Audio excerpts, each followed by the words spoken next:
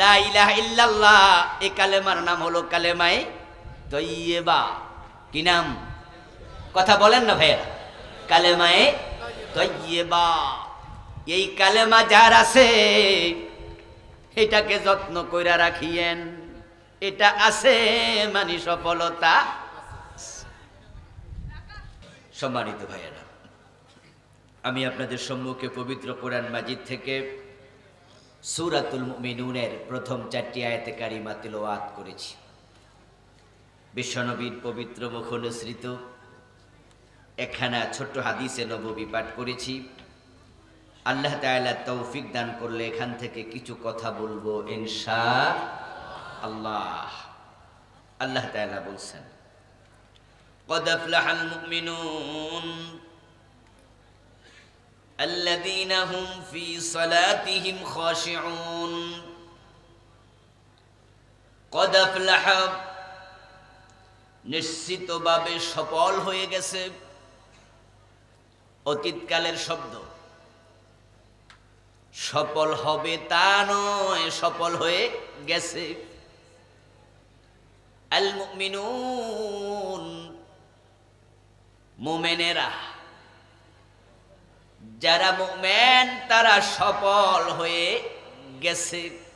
কে বলতেছেন? সফলতা কে না চায়, কিন্তু সবাই সফল হতে পারে না।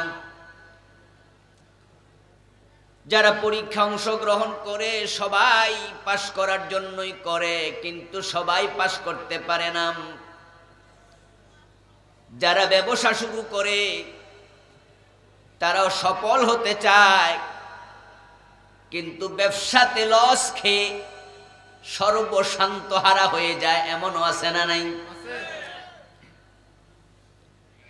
আমার বন্ধু, সফলতার পিছনে সবাই দৌড়ায়, সবাই সফল হতে পারে না। কদ আফলাহাল মুমিনুন, এখানের ঘোষণাটা সম্পূর্ণ উল্টা, বিপরীত। মুমিনদের কাতারে যারাই ঢুকবে আল্লাহ বলেন সব মুমিন সফল হয়ে গেছে। আল্লাহর কথার মাঝে কোনো সন্দেহ আছে নাকি? মুমিন সফল।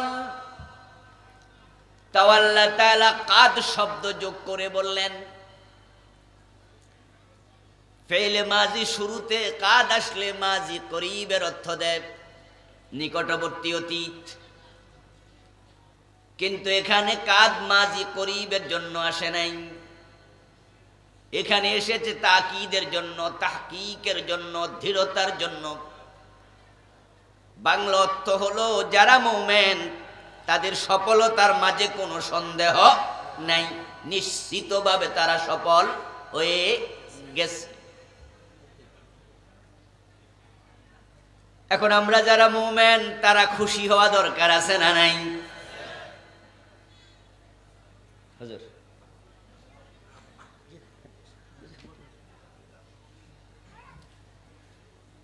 আল্লাহ তাআলা মুমিনদের সফলতার ঘোষণা দিলেন। যারা মুমিন তারা সফল হওয়ার মানে কি? এই মানেটা না বুঝার কারণে কারো কারো মাঝে সন্দেহের দানা বাঁধে। বলে কি রে, আমরা তো দেখতে পাই পৃথিবীর যেদিকে তাকাই মুমিন আছে যেখানে, মাইর খায় সেখানে। সফল হলো কেমনে? মায়ানমারের দিকে তাকালে আমরা দেখি ওখানের বৌদ্ধরা নিজের দেশে আছে, কিন্তু মায়ানমারের লাখ লাখ মুসলমান ঘর বাড়ি ছাড়া বাংলাদেশে উদ্বাস্তু শিবিরে ভিক্ষুক হয়ে আছে। সিরিয়ার দিকে তাকালে আমরা দেখি মুসলমান সিরিয়াতে থাকার পরিবেশ নাই, ইয়ামানে থাকার পরিবেশ নাই। ইউরোপে ফাড়ি দিচ্ছে নৌকায় চড়ে, যাওয়ার পথে নৌকা ডুবে কত মুসলমান মরে গেছে। ওই ছোট্ট আয়নাল কুর্দির লাশ সমুদ্রের তীরে উপর হয়ে পড়ে আছে, ওই দৃশ্যটা এখনো মনে আছে না নাই? তো ওরা কেমনে সফল? Bosnia, Chechnya, Somalia, Kashmir, Algeria, ফিলিস্তিন, ভারতের গুজরাট, আমরা যেদিকে তাকাই মুসলমান যেখানে অবহেলা, বঞ্চনা, গঞ্জনা, অসহায়ত্ব, সেখানে মুসলমান সফল, মুমিন সফল। আল্লাহর ঘোষণার সাথে বাস্তবতার মিল কই? আপনাদের কাছে জানতে চাই, বলুন তো পৃথিবীর সবচেয়ে ধনী মানুষ উইলিয়াম বিল গেটস, কাদ আফলাহাল মুমিনুন, ওই মুমিনদের তালিকায় তার নাম আছে নাকি? তো William Bill Gates crore crore ডলারের মালিক, পৃথিবীর সবচেয়ে বড় ধনী মানুষ। এখন মুমিন সফল হলে সে কি? পৃথিবীর সবচেয়ে ক্ষমতাশীল মানুষ জো বাইডেন, আমেরিকার প্রেসিডেন্ট, কাদ আফলাহাল মুমিনুন, এই তালিকায় ওনার নামটা আছে নাকি? তো আমাদের মায়ানমারের উদ্বাস্তু মুসলমানগুলো সফল, সিরিয়া, ইয়ামান থেকে পালিয়ে যাওয়া ইউরোপ উদ্বাস্তু মুমিনগুলো সফল, কাশ্মীরের মুসলমান, গুজরাটের মুসলমান সফল, কাদ আফলাহাল মুমিনুন, ইমানদাররা সফল। তাহলে জো বাইডেন কি? সফলতার মাপকাঠি কি? যদি ক্ষমতা সফলতার মাপকাঠি হতো, তাহলে জো বাইডেন হতো পৃথিবীর সবচেয়ে সফল মানুষ, ঠিক না? টাকা পয়সা যদি সফলতার মাপকাঠি হতো, উইলিয়াম বিল গেটস হতো পৃথিবীর সবচেয়ে সফল মানুষ। বাস্তবতা তা নয়। কাদ আফলাহাল মুমিনুন, এই ঘোষণার মাঝে কোনো ভুল নাই, আল্লাহর কথার মাঝে ভুলের সম্ভাবনাও নাই। ওয়ামান আসদাকু মিনাল্লাহি হাদিসা, আল্লাহর চেয়ে অধিক সত্য কথা বলার ক্ষমতাও কারো নাই। তিনি যা বলেন সব সত্য। তো তাহলে মুমিন সফল কেমনে? তাহলে বুঝতে হবে নিশ্চয় এটার একটা ব্যাখ্যা আছে। সে ব্যাখ্যাটা হযরত ওমর দিয়েছেন। ফারুক আযম ওমর রাদিয়াল্লাহু তাআলা আনহু বলেন, মান ইতাজ্জা বিমাকানিহি ফালিয়ানজুর ইলা ফিরআউন ওয়া মান ইতাজ্জা বিমালিহি ফালিয়ানজুর ইলা কারুন।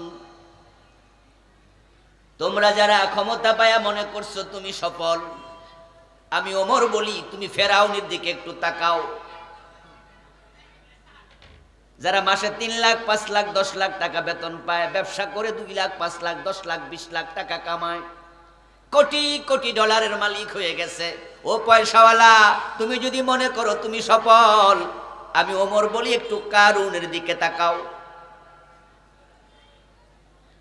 ফেরাউনের হাতে ক্ষমতা ছিল কিনা?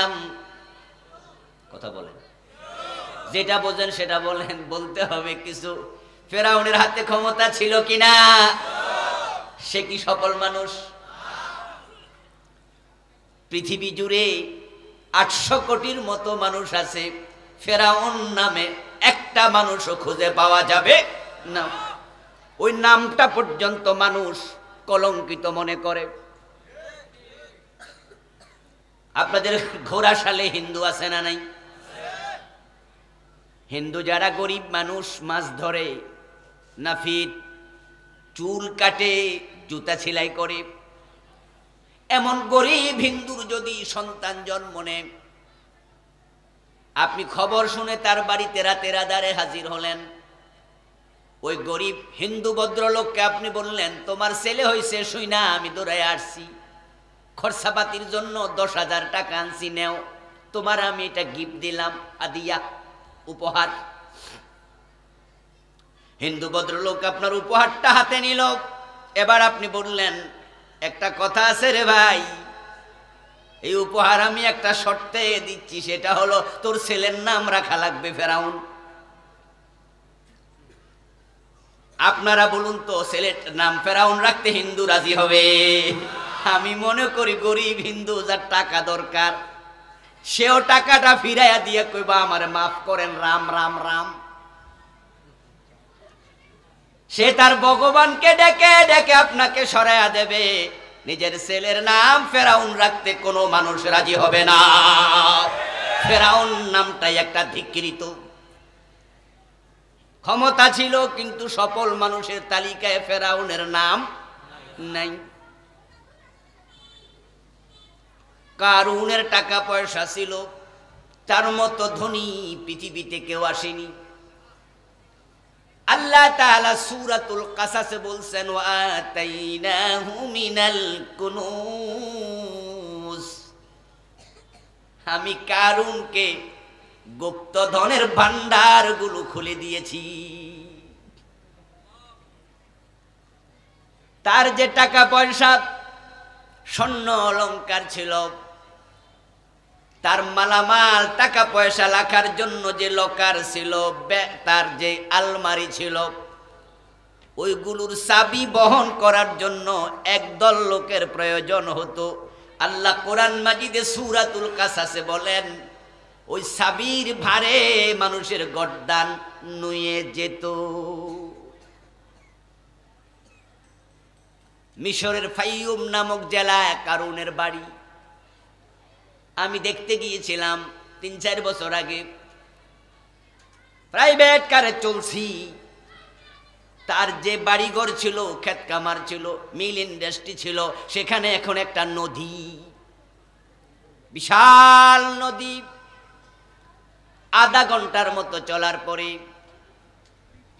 দেখলাম কয়েকজন নাবিক ওই নদীতে নৌকা চালাচ্ছে। যারা টুরিস্ট পর্যটক তাদেরকে চালায়, টাকা পয়সা ইনকাম করে পেট চালাচ্ছে। নামলাম, গল্প গুজব করলাম, জিজ্ঞাসা করলাম সামনে আর কতটুকু আছে। বলল প্রাইভেট কার আরো আধা ঘন্টা চালাইতে পারবেন। এবার জিজ্ঞাসা করলাম ওই তীর কতটুকু দূরে? নাবিকরা বলল ওই তীরে আমরা জীবনে যাই নাই, প্রয়োজন হয় নাই, কতটুকু দূরে আমরা জানি না। এই সবটা ছিল কারুনের ধন সম্পদের জায়গা। আল্লাহ তাআলা কারুনকে তার সম্পদ সহ মিল ইন্ডাস্ট্রি, ঘর বাড়ি, ক্ষেত খামার, গবাদি পশু যা ছিল সব লইয়া জমিনের তলে তলাইয়া দিছে। কিয়ামত পর্যন্ত তলাতেই থাকবে। পয়সা অনেক ছিল। আপনাদের কাছ থেকে জানতে চাই, বলুন তো সফল মানুষের তালিকায় কারুনের নাম আছে নাকি? কেউ যদি কাউকে কয় তুই বেটা কারুন, খুশি হইব? কি কইলি? মাইন্ড করবে। হযরত ওমর বলেন, তোমরা যারা টাকার পিছনে সফলতা আছে বলে টাকার জন্য দৌড়াচ্ছ, আমি তোমাদেরকে বলি কারুনের দিকে তাকাও। ক্ষমতার জন্য পাগল হইয়া পথের কাটা মনে করে যাকে মন চায় জেলে দাও, ক্ষমতার জন্য প্রয়োজনে ফাঁসি দাও, নিজের দলের লোক পর্যন্ত গুলি করে দুনিয়া থেকে তাড়ায়া দাও। ক্ষমতার জন্য পাগল হয়ে গেছো, ওই ফেরাউনের দিকে তাকাও। ফেরাউনের লাশটা পৃথিবীতে এখনো আছে না নাই? ওর লাশ যদি মানুষ মিশরের ন্যাশনাল মিউজিয়ামের ভিতরে না পাইয়া খোলা মাঠে পাইতো, সুমো দিত না থুতু দিত, স্যান্ডেল দিয়েও পিড়াইতো। আল্লাহ তাআলা তার লাশটাকে এখনো রেখে দিয়েছেন। পানিতে ভেসেছিল ৩১০০ বছরের মতো, ৩১০০ বছর। পচে নাই, গলে নাই, হাঙ্গর তিমি খায় নাই। আল্লাহ কোরআন মাজিদে বলেন, আল-ইয়াওমা নুনাজ্জিকা বিবাদানিকা লিতাকুনা লিমান খালফাকা আয়া। হ্যাঁ ফেরাউন, তোরে পানি চুবালাম, ডুবালাম, মারলাম, কিন্তু নুনাজ্জিকা বিবাদানিক, বদন মানে শরীর, তো শরীরটাকে আমি নাজাত দিলাম, রেখে দিলাম, পচতে দেব না, গলতে। ফেরাউন একা ডোবে নাই, তার সাথে অনেক সৈন্য ছিল, সবার লাশ পচে গেছে, গলে গেছে, তারটা পচে নাই, এখনো আছে অবিকৃত। রেখেছেন কে? কথা বলেন, রেখেছেন কে? আল্লাহ বলে আলিয়ামা নুনাজ্জিকা বিবাদানিক, আমি রেখে দিলাম তোকে। ন্যাশনাল মিউজিয়ামের ভিতরে আমিও ঢুকেছি ফেরাউনরে দেখার জন্য। দেখলাম কাচের বক্সের মাঝে শুয়ে আছে শটান, 6 ফিটের মতো লম্বা হবে। আমি তাকে দেখলাম, চোখটা একবারে কাচের সাথে লাগাইয়া, কাছে নিয়া, তার হাতের আঙ্গুলের নখগুলো এখন এরকম সাদা, মনে হয় যেন কালকে মারা গেছে। কানের কাছে কয়টা চুল সাদা, কয়টা চুল কালা, শুটকি হইয়া গেছে, পচে নাই, দুর্গন্ধ ছড়ায় না। আল্লাহকে তোকে আমি কেন রেখেছি? শোন, লিতাকুনা লিমান খালফাকা আয়া, পরবর্তী যুগের লোকেরা তোকে দেখে শিক্ষা নেবে। ক্ষমতার নাম সফলতা হতে পারে না, তোর থেকে শিখবে। তাহলে সফলতা কোথায় আছে? কদ আফলাহাল মুমিনুনের ব্যাখ্যা কি? এবার হযরত ওমর বলেন, ইন্নামাল ইজ্জাতু বিত্তাকওয়া, সফলতা আছে তাকওয়ার ভিতরে। ওয়া তিলকাল জান্নাতুল্লাতী নুরিসু মিন ইবাদিনা মান কানা তাকিয়া। আল্লাহ তাআলা কোরআন মাজিদে বলেন, আমি আমার মুত্তাকি বান্দার জন্য জান্নাত বানায়া রাখছি।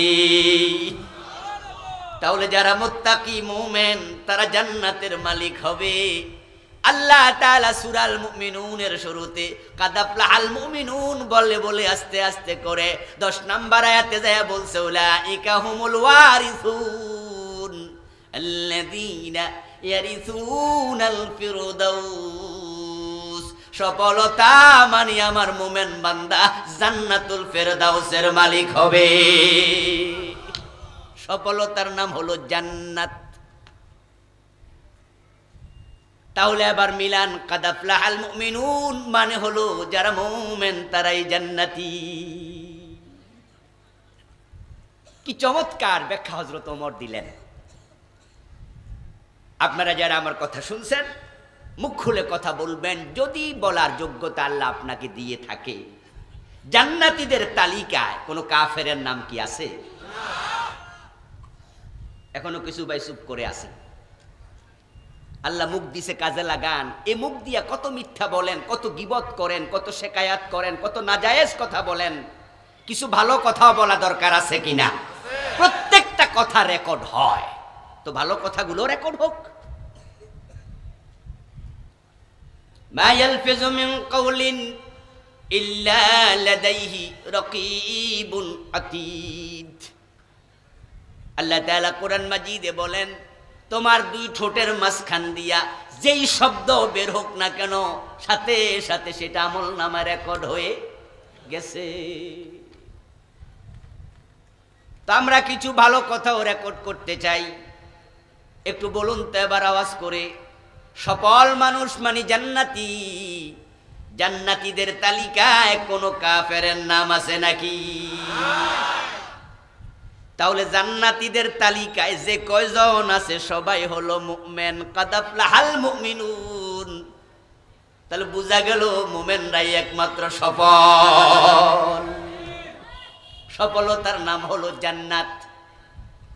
যেই পর্যন্ত আমরা ফুলসেরাত পার হইয়া জান্নাতে পৌঁছবো না, ওই পর্যন্ত $1000 কোটি মালিক হইয়ার প্রধানমন্ত্রী হয়ে নিজেকে সফল মনে করা যাবে না।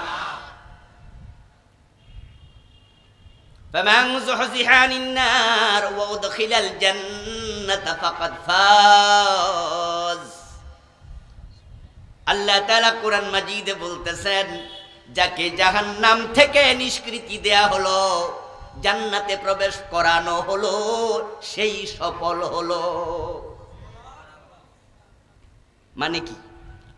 মানে হলো যে জান্নাত পায় নাই সে সফলতা পায় নাই, সে ফেল, সে ব্যর্থ, সে হতভাগা। আর যে জান্নাত পেয়েছে সেই হলো সফল। খাওয়ার জন্য খাবার নাই, পরিধান করার জন্য কাপড় নাই, থাকার জন্য ঘর নাই, রাস্তায় ঘুমায়, খাস জমিনে থাকে, সরকার বানায়া দিছে ছোট্ট ঘর ঝুপড়িতে থাকে। ওই গরিব মানুষটাও যদি মোমেনের তালিকায় নাম ঢুকাইতে পারে, আল্লাহর বাসা সেই সফল মানুষ। আরে এসি রুমে ঘুমান, হাজার হাজার কোটি কোটি ডলার ব্যাংকে জমা আছে, আলিশান প্রাসাদের মালিক, বিঘা বিঘা জমিন আছে, ক্ষমতাও আছে, কিন্তু জান্নাতীর তালিকায় আপনার নাম ঢুকাতে পারেন না, আপনি সফল মানুষ না। সফল হলো বেলাল। হযরত বেলাল রাদিয়াল্লাহু তাআলা আনহু ফেরাউনের মতো ক্ষমতা ছিল, কথা বলেন ভাইয়েরা, কারুনের মতো টাকা পয়সা ছিল, কিন্তু বেলাল কি ব্যর্থ না সফল? যারা বুঝেন বলেন বেলাল ব্যর্থ না সফল? বেলাল তো হালে সুপার লোক। 70 জন সাহাবী, ঘর বাড়িটাও ছিল না। হযরত বেলাল রাদিয়াল্লাহু তাআলা আনহু রাসূলের জীবদ্দশায় বিয়ে করতে পারেননি, ঘর বাড়ি ছিল না, উপাস থাকতেন, উপাস। হযরত বেলাল কত গরিব, আমরা তো গরিবদেরকে বন্ধু সব সময় নাক ছিটকাই, হেও করি, ছোট করি, থার্ড ক্লাস মনে করি। বেলাল তাদের একজন। হযরত বেলাল রাদিয়াল্লাহু তাআলা আনহু বলেন, খুদায় আমি এত বেশি অস্থির হলাম, সহ্য হয় না ক্ষুধার কষ্ট। তাই একদিন মসজিদে নববীর এমন জায়গায় বসলাম যেন রাসূল আসলে আমারে দেখতে পায়, চেহারার দিকে তাকায়া বুঝে আমার পেটে খাবার নাই। হযরত ওমর ঢুকলেন, আমি হযরত ওমরকে আগ বাড়ায়া সালাম দিলাম, ভাবলাম উনি আমার চেহারার দিকে তাকাইলে বুঝবে, আরে আমি তো না খাইয়া আছি। ওমর সালামের জবাব দিলেন, কিন্তু আমার খাবারের ব্যাপারে কোনো প্রশ্ন, কথা বলেন না, সব আমার দিয়া কইবেন। হ্যাঁ, কিছুক্ষণ পর আবু বকর সিদ্দিক আসলেন, আমি আগ বাড়ায়া সালাম দিলাম। সহিহ বুখারীর হাদিস শোনাচ্ছি। ভাবলাম আবু বকর প্রশ্ন করবে, খাইছনি, চেহারা এমন শুকনা শুকনা কেন? আবু বকর সিদ্দিক সালামের জবাব দিলেন, কোনো প্রশ্ন করলেন না। বিশ্বনবী আসলেন, আল্লাহর হাবিবকেও সালাম দিলাম, উনিও সালামের জবাব নিলেন, কিন্তু খাবারের ব্যাপারে কোনো প্রশ্ন করলেন না। হতাশ হইয়া মসজিদে নববীতে পড়ে আসি। কিছুক্ষণ পর একজন ব্যক্তি এসে আমারে ডাকছে, বেলাল, রাসূল তোমাকে ডাকে। সুবহানাল্লাহ। আমি মনে মনে খুশি হয়েছি, নিশ্চয় কোনো সুসংবাদ থাকতে। বিশ্বনবীর কাছে গেলাম, গিয়ে দেখি একটা ছোট্ট প্লেট পাত্রের মাঝে, বোতলের মাঝে, গ্লাসের মাঝে, জগের মাঝে, মগের মাঝে একটা পাত্রে সামান্য দুধ বিশ্বনবীর সামনে। আমি মনে মনে খুশি, নিশ্চয় রাসূল আমারে খাইতে দেবে। আল্লাহর হাবিব আমারে ডেকে নিয়ে বলে, বেলাল, এক পাত্র দুধ এসেছে, আহলে সুফফায় যে কয়জন আছে তাদেরকে সবাইরে দাওয়াত দাও। বেলাল মনে মনে কয়, চাইছিলাম কি আর হইল কি, আছে 70 জন, দুধ আছে কয় পাত্র, 2 ফোঁটা করেও তো পড়বো না। আমি গিয়ে তাদেরকে বললাম, এই আহলে সুফফার লোকেরা, রাসূলের কাছে 1 গ্লাস দুধ এসেছে, রাসূল তোমাদের ডেকেছেন, যাইবা নাকি? এমন স্টাইলে বলছে যেন এরা কয় যাইয়া লাভ কি, তুমি খাও, কিন্তু সবাই কয় যামু। সবাই দাওয়াতে হাজির।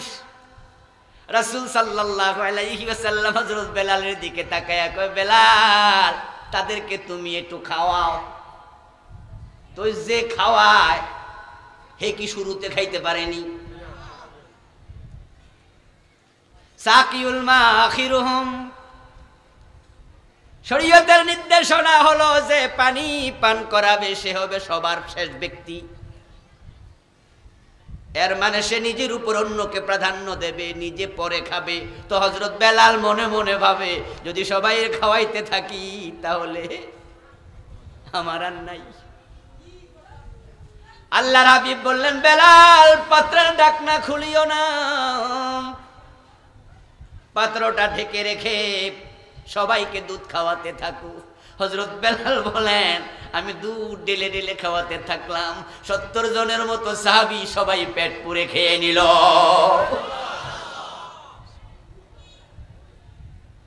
এটা রাসূলের মুজিজা। হযরত বেলাল রাদিয়াল্লাহু তাআলা আনহু বলেন, বিশ্ব নবীও খেলেন। এবার আমারে বললেন, বেলাল তুমি খাও। আমি পেট পুরে খেলাম। রাসূল বলেন, ডাকনা সরাও। ডাকনা সরায় দেখি দুধ আগের মতোই আছে, একটুও কমে নাই। হযরত বেলাল তো সেই লোক, যে লোক 2 দিন 3 দিন না খায়া থাকে, খাওয়ার জন্য খাবার নাই, থাকার জন্য ঘর নাই, পরিধান করার জন্য ভালো কাপড় নাই। কিন্তু আমরা সবাই একমত, ওই গরিব বেলাল ব্যর্থ না সফল। কারণ কি? কারণ হলো বিশ্ব নবী মেরাজ থেকে এসে বলেছেন, বেলাল আমি মেরাজের রাতে জান্নাতে ঢুকেছি, আমার আগে আগে তোমার পায়ের শব্দ শুনেছি। বেলাল জান্নাতি। আজকে যদি হযরত বেলাল জীবিত হয়ে আসতেন, কবর থেকে বের হতেন, গোড়াশাল বাজারে আসছে খবর আমরা শুনতাম, আমরা পাগলের মতো দৌড়াইয়া যাইতাম ওই কালো বেলালের কাছে, কপালে জড়াইয়া ধরে চুমু খেতাম, নিজের গায়ের জামা খুলে ওনার পায়ের ধুলা মুছে দিতাম। টাকা আছে, পয়সা আছে, ঈমান নাই, তোমার সফলতা নাই। আর যার ঈমান আছে তার জান্নাত আছে, সেই সফল মানুষ। মান ক্বালা লা ইলাহা ইল্লাল্লাহু সুম্মা মাতা আলাইহি দাখালাল জান্নাহ। প্রিয় নবী বলেন, যে ব্যক্তি কালেমা পড়েছে লা ইলাহা ইল্লাল্লাহ, এই কালেমা নিয়ে মৃত্যুবরণ করেছে, মরতে দেরি, আল্লাহর জান্নাত পেতে দেরি হবে না। মোমেন সফল, কারণ মোমেনের কপালে জান্নাত আছে। এই জন্য যত মানুষ ঈমান নিয়ে মরবে, প্রত্যেকটা ঈমানদারকে মরার আগে আল্লাহর ফেরেশতারা তার জান্নাত দেখাবে। কোন মুমিন মন বেজার করে মরে না, প্রত্যেকটা মুমিনকে আল্লাহ খুশি রাইখা মারে। প্রত্যেকটা মুমিনকে আল্লাহ আনন্দের সাথে দুনিয়া থেকে বিদায় দেয়। কোরআন তার সাক্ষী। আল্লাহ তাআলা বলছেন, আল্লাযীনা তাতাওয়াফাহুমুল মালাইকাতু তাইয়্যিবিনা ইয়াকুলুনা সালামুন আলাইকুম উদখুলুল জান্নাতা বিমা কুনতুম তা'মালুন। একটু আওয়াজ দিয়ে বলেন সুবহানাল্লাহ। আল্লাহ তাআলা বলেন, ফেরেশতারা যার মৃত্যু দেওয়ার জন্য আসবে, সে যদি কালেমায়ে তাইয়্যিবা ওয়ালা হয়, ঈমানদার হয়, আল্লাযীনা তাতাওয়াফাহুমুল মালাইকাতু তাইয়্যিবিন। তাইয়্যিবিন হলো হাল, অবস্থা। যারা সাহেবে কালেমা, কালিমাতিন তাইয়্যিবাতিন কাশাজারাতিন তাইয়্যিবা আসলুহা সাবিত ওয়া ফারউহা ফিস সামা। লা ইলাহা ইল্লাল্লাহ, এই কালেমার নাম হলো কালেমায়ে তাইয়্যিবা। কি নাম? কথা বলেন না ভাইয়া। কালেমায়ে তাইয়্যিবা। এই কালেমা যার আছে, এটাকে যত্ন কইরা রাখিয়েন। এটা আছে মানে সফলতা। আমার বন্ধু, আমরা যখন আমেরিকা যাওয়ার জন্য আপনার পাসপোর্ট নিয়ে এমবাসিতে ইন্টারভিউ দিতে যাই, ওই পাসপোর্ট খালি, ওই পাসপোর্টের মূল্য কম, হারাইলে থানায় গিয়ে একটা জিডি করে আর একটা বানানোর সুযোগ।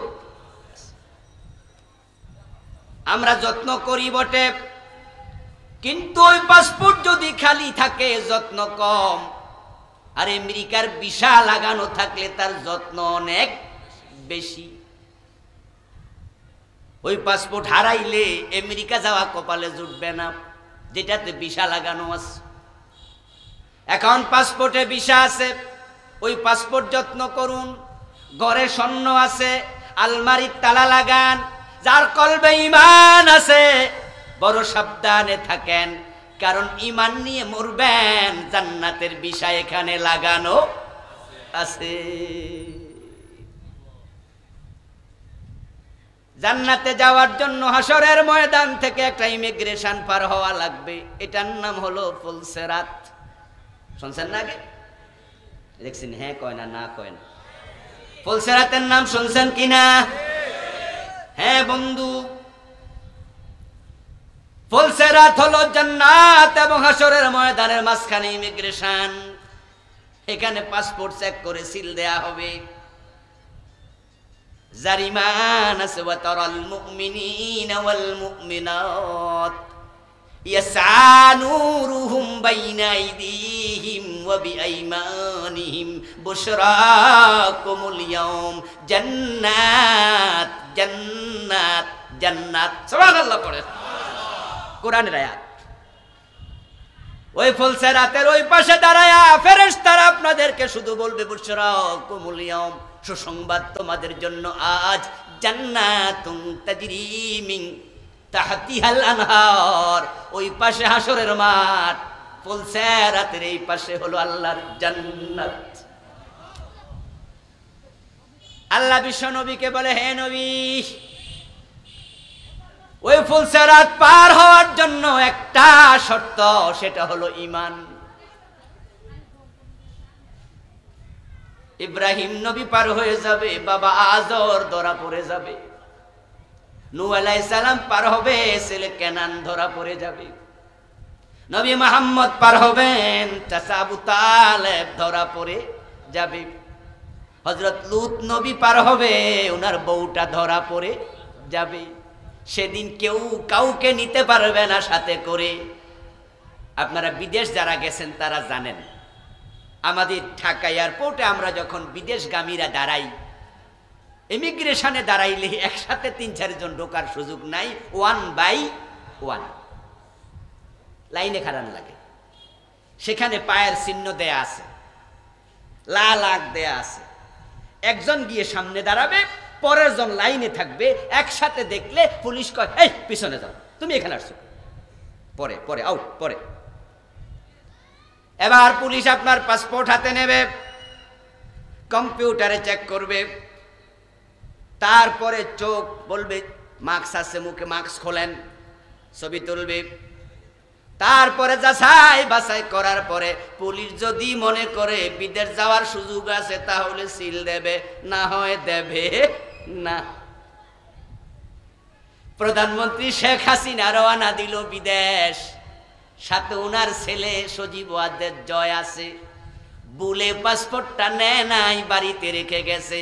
মা প্রধানমন্ত্রী, তাই জয় যাইতে পারবে নাকি? পুলিশ বলবে সরি, যান বান বাড়ি যান, পাসপোর্ট নিয়ে আসেন। মা প্রধানমন্ত্রী পাসপোর্ট আছে, আপনি যান। ছেলে জয়, তাকে যদি বাংলাদেশের পুলিশ ডরে ভয়ে সাইরাও দেয়, বিমানে করে যাবে, ওই বিমানবন্দর থেকে আবার বলবে গো ব্যাক, সুযোগ নাই। আল্লাহর জান্নাতে আমরা পালায়া টালায়া কোন রকমে চালাকি করে ঢোকার কোন রাস্তা আল্লাহ রাখে নাই। ওয়া উজলিফাতিল জান্নাতু লিল মুত্তাকিনা গায়রা বাঈদ। হাসরের ময়দানে জাহান্নাম হাজির করা হবে, কিন্তু জান্নাত হাজির করা হবে না। যে লুকায়া ঢুকা যাবেন সে চান্সই নাই। ইউতা ইয়াউমাইযিন বিজাহান্নাম লাহা ৭০,০০০ জিমাম মা কুল্লি জিমামিন ৭০,০০০ মালাকিন ইয়াজুরুনাহা। প্রিয় নবীজি বলেন, জাহান্নামের চারপাশে ৭০,০০০ শিকল লাগানো হবে। প্রতিটা শিকলে 70,000 ফেরেশতা দেয়া হবে। ওই ফেরেশতারা টেনে টেনে জাহান্নামকে হাসরের ময়দানে হাজির করবে। জাহান্নাম হাসরের ময়দানে হাজির, কিন্তু জান্নাত হাজির নাই। ওয়া উজলিফাতিল জান্নাতু লিল মুত্তাকিন, মুত্তাকিদের জন্য জান্নাত হাজির করা হবে, তবে গায়রা বাঈদ, অনতি দূরে। খুব দূরে না, অনতি দূরে। মাঝখানে একটা ব্রিজ লাগাইয়া দেবে, ওই ব্রিজ পার হওয়া লাগবে। ওয়াতারাল মুমিনিনা ওয়াল মুমিনাত ইয়াসআ নূরুহুম বাইনা আইদিহিম ওয়া বিআইমানিহিম। এবার আল্লাহ বলছে, হে নবী, ওই ব্রিজের কাছে গেলে একটা নতুন ঘটনা ঘটবে। আল্লাহর হাবিব বলতেছেন, ওই ব্রিজটা হবে অন্ধকারচ্ছন্ন জায়গায়। ওই ব্রিজটা হবে আদাক্কু মিনাশ শারা ওয়া হাদ্দু মিনাস সাইফ, চুলের চেয়ে চিকন, তলোয়ারের চেয়ে, কথা বলে না ভাই, তলোয়ারের চেয়ে, ওরে বাবা, চুলের চেয়ে চিকন। সহিহ মুসলিমের হাদিস, হযরত আবু সাঈদ খুদরি থেকে বর্ণিত। আল্লাহর হাবিব বলতেছেন, আবু সাঈদ খুদরি বলে, বালাগানি, আমার কাছে মেসেজ পৌঁছেছে রাসূল থেকে, আন্নাহু ইয়াকুন আদাক্কা মিনাশ শারা, এটা চুলের চেয়ে চিকন হবে। ওয়া হাদ্দা মিনাস সাইফ, তলোয়ারের চেয়ে ধারালো হবে। আল্লাহর হাবিব বলছেন, এবার ইউদরাবুস সিরাত, সহিহ বুখারী, বাইনা যাহরানাই জাহান্নাম, ওই ব্রিজটাকে জাহান্নামের উপর দিয়ে দেয়া হবে। হাসরের ময়দানে জাহান্নাম, এই পাশে হাসর, এর উপরে ব্রিজ, তারপরে জান্নাত। মানুষগুলো জাহান্নামের উপর দিয়া পার হওয়া লাগবে। জাহান্নামের আগুন লাল না কালো? হ্যাঁ, কালো। হাদিস হলো, আল্লাহ জাহান্নামের আগুন বানায়া 1000 বছর বলেছেন জল, জ্বলছে জ্বলছে, জ্বলতে জ্বলতে লাল হয়ে গেছে। আল্লাহ বলে, আর 1000 বছর জল, জ্বলতে জ্বলতে সাদা হয়ে গেছে। আল্লাহ বলে, আর 1000 বছর জল, জ্বলতে জ্বলতে কালো হয়ে গেছে। ফাহিয়া সাউদা মুজলিমা, এখন জাহান্নামের আগুন হলো নিকষ কালো। জাহান্নামের আগুন কি? কথা বলেন না ভাইরা, কি? আচ্ছা, কালো আগুনের উপর দিয়ে চুলের মতো চিকন একটা রাস্তা বানাইলে দেখা যাইব নি? এই জন্য সেই ব্রিজটা পার হবেন কেমনে? পার হওয়ার আগ পর্যন্ত সফলতা নাই। যালিকাল ফাউজুল আযীম, যালিকাল ফাউজুল মুবিন। আল্লাহ কোরআনে জান্নাতের আলোচনা করে বারবার বিভিন্ন জায়গায় বলছে, এটাই হলো বড় সফলতা, এটাই প্রকাশ্য সফলতা, এটাই উত্তম সফলতা। সফলতা মানে জান্নাত। যারা এখনো জান্নাতে আমরা পৌঁছি নাই, নিজকে সফল দাবি করার কোনো সুযোগ নাই। তাই সফলতার জন্য সব সময় চেষ্টা করা দরকার আছে না নাই? আল্লাহ তাআলা বলেন, ও নবী, সে ব্রিজের কাছে মানুষগুলো যখন পৌঁছবে, আপনি দেখতে পাবেন যাদের ঈমান আছে তাদের বুকের দিক থেকে, ডান পাশ থেকে ঈমানের নূর জ্বলতে শুরু করবে। ইয়াসআ নূরুহুম বাইনা আইদিহিম, ঈমানের নূর জ্বলে উঠবে, আলো জ্বলে উঠবে। ওই আলো দিয়া রাস্তা খুঁজে পাবে। এবার আমল হবে গতির বাহন। ঈমান হলো রাস্তা পাওয়ার উপায়, ঈমান হলো রাস্তা পাওয়ার নিয়ামক, ঈমান হলো রাস্তা পাওয়ার উপাদান, ঈমান হলো রাস্তা পাওয়ার মাধ্যম। যদি ঈমান না থাকে, রাস্তাই খুঁজে পাবে। এবার আমল হলো গতি। যাদের আমল ভালো, ওই রাস্তা পার হয়ে যাবে চোখের ফলকে। চোখের ফলকের গতি যত, তাদের গতি হবে আরো বেশি। আমল যাদের কম, একবারে কম আমলওয়ালা মুমিন হামাগুড়ি দিয়ে আস্তে আস্তে পার হবে। সময় লাগবে কিন্তু পার হতে পারবে। আর যার ইমানটাই নাই ওই ফুলসেরাত পার হওয়ার কোনো সুযোগ নাই। আমি আমার টোটাল আলোচনা থেকে যে কতক্ষণ কথা বললাম একটা বিষয় ক্লিয়ার করার চেষ্টা করেছি, জান্নাতে যেতে হলে ইমানের দরকার আছে না নাই? শুধু ইমানদার সফল, ইমান নাই সফলতাও। আজকে বন্ধু সেই ইমানের বড় দন্যতা চলছে বাংলাদেশে, এখন এটাই সবচেয়ে কম। হাজার হাজার টুপিওয়ালা, দাড়িওয়ালা, পাঞ্জাবি পাগড়িওয়ালা আছে, কিন্তু ইমানওয়ালা বড়ই কম। কমতে কমতে এমন অবস্থা এক সময় হবে তাম দুনিয়াতে আর একজন ইমানওয়ালাও থাকবে না। মানুষ ইমানের চর্চা করবে না, ইমান নিয়ে লেখাপড়া করবে না, ইমানের ওয়াজও করবে না, শুধু আমলের ওয়াজ চলবে, ইমানটাই ভুলে যাবে। অথচ ইমানবিহীন আমলের এক আনা দামও নাই। ইমান হলো একের মতো, আমল ডান পাশের শূন্যের মতো। এক যদি না থাকে শূন্যের কোনো মূল্য। ইয়াতি আলান নাসি জামান ইয়াজতামিউনা ফিল মাসাজিদি লাইসা ফীহিম মুমিন। এমন এক জামানা আসবে যে জামানার মানুষগুলো জামাতের সাথে মসজিদে নামাজ পড়বে, কিন্তু একটারও ইমান থাকবে না। ভোটার লিস্টিতে মুসলমান থাকবে, বাস্তবে ইমানদার থাকবে না। আমার বন্ধু 71-এ দেশ যখন স্বাধীন হয় তখন বাংলাদেশে মানুষ ছিল 7.5 কোটি। 50 লাখ বাদ দেন হিন্দু, বৌদ্ধ, খ্রিস্টান, তাহলে থাকবে কত? 7 কোটি। এখন 2021 মানুষ হয়েছে প্রায় 18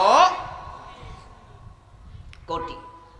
2 কোটি বাদ দেন হিন্দু, বৌদ্ধ, খ্রিস্টান, তাহলে থাকবে মুসলমান কয় কোটি? 16 কোটি। আজ থেকে 20 বছর পরে এই সংখ্যাটা কমবে না বাড়বে? যেভাবে মুসলমান বাড়তেছে, একজন মুসলমান থাকলেও তো কিয়ামত হবে না। এটা হলো সহিহ মুসলিমের হাদিস, লা তাকুমুস সাআতু আলা আহাদিন ইয়াকুলু আল্লাহ আল্লাহ। একটা মুমিন থাকলে কিয়ামত হবে না।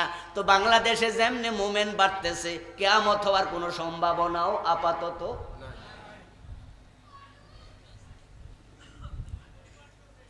আওয়াজ করে বলুন তো, মসজিদ কমতেছে না বাড়তেছে? মাহফিল কমতেছে না বাড়তেছে? তাবলিগ জামাত কমতেছে না বাড়তেছে? ফির এবং তার মুরিদ কমতেছে না বাড়তেছে? তো কিয়ামত হইবটা কেমনে?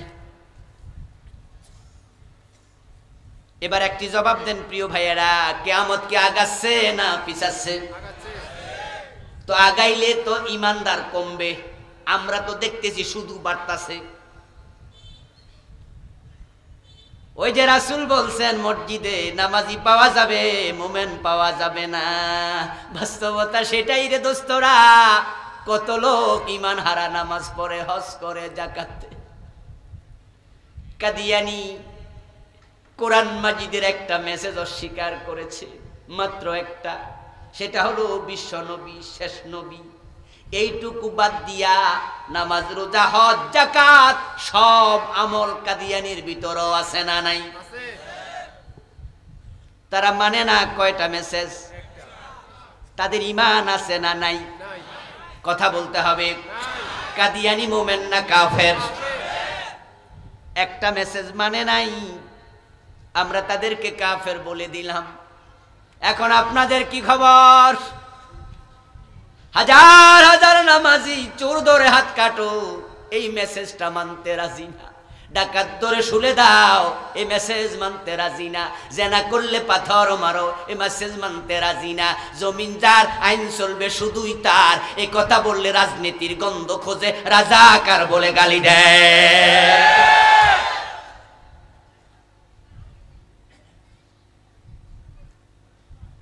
ইমান, ইমান বড় দামি জিনিস।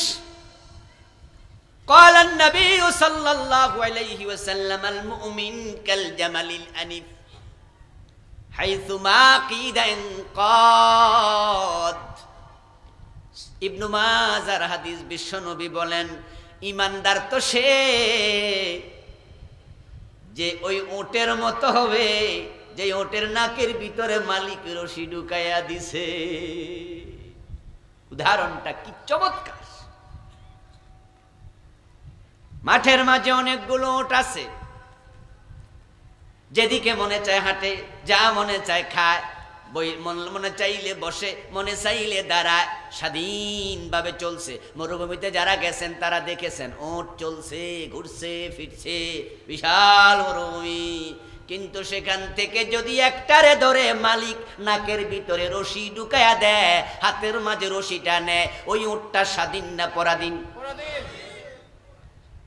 এখন মালিক টানে যেদিকে, কদম দিতে বাধ্য সেদিকে। উল্টা পাল্টা করার সুযোগ আর তার নাই। প্রিয় নবী কি চমৎকার উদাহরণ দিলেন। ওই ওটটা যদি এদিক সেদিক করে নাক ছিঁড়ে যাওয়ার সম্ভাবনা আছে না নাই? ঠিক আপনি ইমানদার যদি হন, এ কোরআনের বিসমিল্লাহর বা থেকে মিনাল জিন্নাতি ওয়ান নাসের সিন পর্যন্ত আল্লাহ যা বলেছে একটার সাথে দ্বিমত করার সুযোগ আপনার আর নাই, করলে উপায় নাই। রাসূলের 3 জন বড় বড় সাহাবীর নাম আমি এখন বলবো।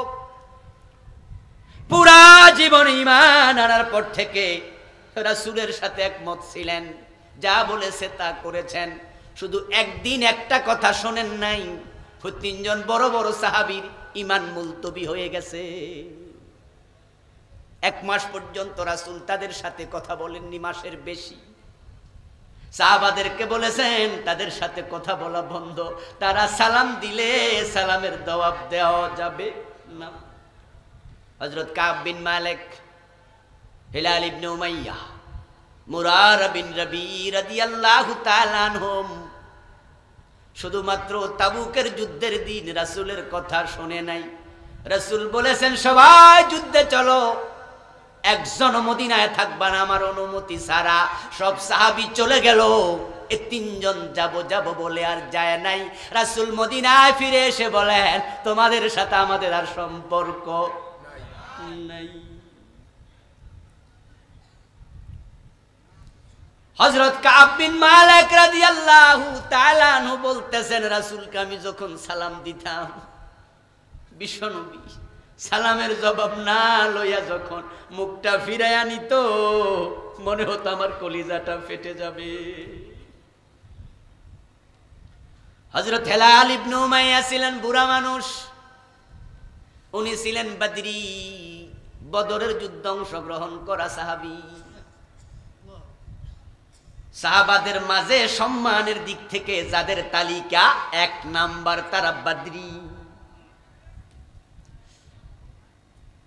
যাদের ব্যাপারে আল্লাহর হাবিব তাদেরকে বলেছেন আমালু মা শিতুম কদ গফারাল্লাহু লাকুম। আল্লাহ আমারে মেসেজ দিছে, ওই পাঠাইছে, ও বদরি সাহাবারা মনে যা চায় তাই করো, আল্লাহ তোমাদের ক্ষমা করে দিয়েছে। হযরত হিলাল রাদিয়াল্লাহু তাআলা আনহু একজন তাদের বদরীদের একজন, কিন্তু উনি তাবুকের যুদ্ধের দিন রাসূলের কথাটা শোনেন নাই। আল্লাহর হাবিব হযরত হিলালের বউকে ডাকলেন, কাবের বউকে ডাকলেন, মুরারার বউকে ডাকলেন, ডেকে বললেন ও আমার সাহাবা মহিলা সাহাবারা, আল্লাহর অর্ডার হলো স্বামীর সাথে এক বিছানায় আর ঘুমানো যাবে না। রাসূলের কয়টা কথা শুনে নাই? বলেন না ভাইরা, কথা বলেন না। কয়টা কথা শুনে নাই? মাত্র একটা। বউরে কয় আর বিছানায় ঘুমানো। ছেলেদেরকে ডেকে বলে দিলেন তোমাদের বাবার সাথে কথা বলা বন্ধ, সালাম দিলে জবাব দিও না। 1 মাসের বেশি সময় ধরে ঈমান মুলতবি ছিল। হযরত হেলালের স্ত্রী বললেন ইয়া রাসূলুল্লাহ, হেলাল তো বুড়ো মানুষ, ওযুর পানিটাও নিজে আগায়া দেয়া লাগে, নিজে তুলে ওযু করতে পারে না, এত বুড়া মানুষ, একটা যুদ্ধে না হয় যায় নাই। আল্লাহ না রহমান, আল্লাহ না রাহিম, আল্লাহ না গফুর, আল্লাহ না গফফার। ওই হেলাল তো বুড়া মানুষ, আল্লাহ তারে তো ছাড় দিতে পারত। কিন্তু রাসূল বলেন, ও হেলালের স্ত্রী, ঠিক আছে একটু খেদমত করিও, পানি আগায়া দিও, কিন্তু বিছনায় একসাথে ঘুমাইও। ইসলামের ব্যাপারে আল্লাহ ডিসকাউন্ট দেয় না। সে ওটের মতো হওয়া লাগবে যে ওটের নাকের ভিতরে রশি। হযরত হেলাল ইবনে উমাইয়া বুড়া মানুষ, রাসূলের কাছে ছুটি চাইলে জামালা হতো না, কিন্তু ছুটি ছাড়া থাকলা কেন? আল্লাহ এখানে ছাড় দেয় না। হযরত আদমের দিকে তাকান, মা হাওয়া আলাইহিস সালামের দিকে তাকান। আল্লাহ বলছিলেন গাছের কাছে যেও না, উনারা গেছে, অপরাধ করেছে কয়টা? কয় না, কথা কন না, কয়টা? রেজাল্ট কি? ফালাম্মা যাআকা আশ-শাজারা বাদাত লাহুমা সাওআতুহুমা ফাতাফাকা ইয়াখসিফানি আলাইহিমা মিন ওয়ারাকিল জান্নাহ। আল্লাহর কথা শুনে নাই, ওই গাছের ফল খেয়ে নিল, সাথে সাথে আল্লাহ জান্নাতের পোশাক খুলে নিয়ে গেল। এখন বাবা আদমেরও কাপড় নাই, মা হাওয়ারও কাপড় নাই, জান্নাতের গাছের পাতা ছিঁড়ে লজ্জাস্থান ডাকতেছে। এবার আল্লাহ বলে, ফাকুল্লাহবিতু মিনহা জামিআ, কাপড় খুলে নিলাম, যাও যাও জান্নাত থেকে বেরিয়ে যাও, জান্নাত কেড়ে নিলাম। গায়ে কাপড় নাই, জান্নাতে থাকার অনুমতি নাই, অপরাধ করেছে কয়টা? তাহলে বোঝা যায় আল্লাহ তাআলা তার নির্দেশনার বাহিরে গেলে কাউকে ছাড় দেয় না। কাদিয়ানি এক জায়গায় বাহিরে গেছে, ঈমান শেষ। আপনারা মনে মনে ভাবতেছেন ইসলাম কি এত কঠিন নাকি? আমার বন্ধু, কঠিন কিছু না, ভুল আমাদের হবে আল্লাহ জানে, তাই তাওবার দরজাটা খোলা আছে না নাই? আপনি অপরাধ করে ফেলেছেন, অপরাধ নিয়ে গাদ্দারি করবেন না, তাওবা করেন। তাহলে অপরাধ যদি আকাশ পরিমাণ উঁচু হয়ে যায়, আল্লাহ 1 সেকেন্ডে ক্ষমা করে দেয়। কিন্তু চুরি চুরি আর অসিনা চুরি, এটা চলবে না।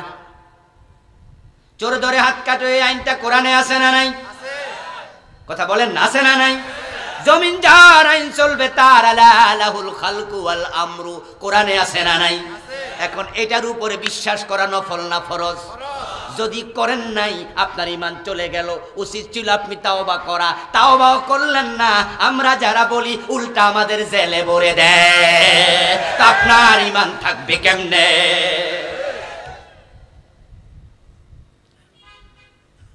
কতজন কত জায়গায় ধাক্কা খাইয়া ঈমান হারাচ্ছে।